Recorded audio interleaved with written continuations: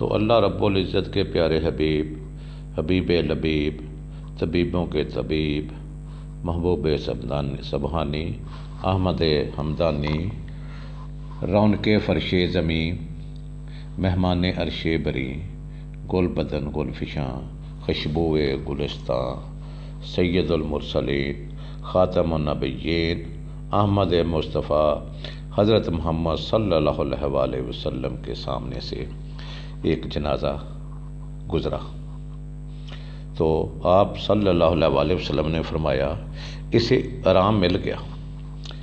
یا لوگ اس سے آرام پا گئے۔ صحابہ کرام رضی اللہ تعالیٰ عنہ نے عرض کیا اس کا کیا مطلب ہے اے پیارے حبیب؟ آپ صلی اللہ علیہ وسلم نے فرمایا مومن بندہ موت کے بعد دنیا کی مشقوں اور تکلیفوں سے اللہ کی رحمت میں نجات پا جاتا ہے، جبکہ بدکار بندے کی موت سے اللہ کے بندے، درخت اور چوپائے سب آرام پا جاتے ہیں۔ یہ صحیح بخاری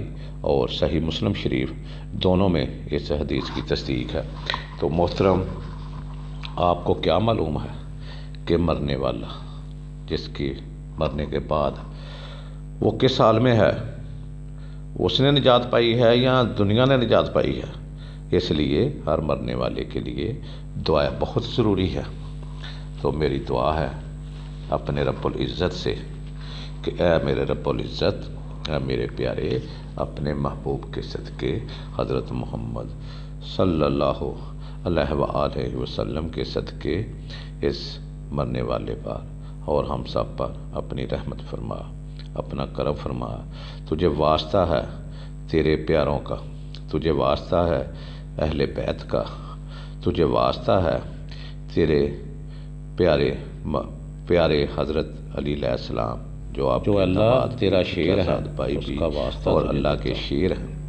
ان کا واسطہ ہے کہ ہم پر رحمت فرما، اور جو مسلمان مرد عورتیں،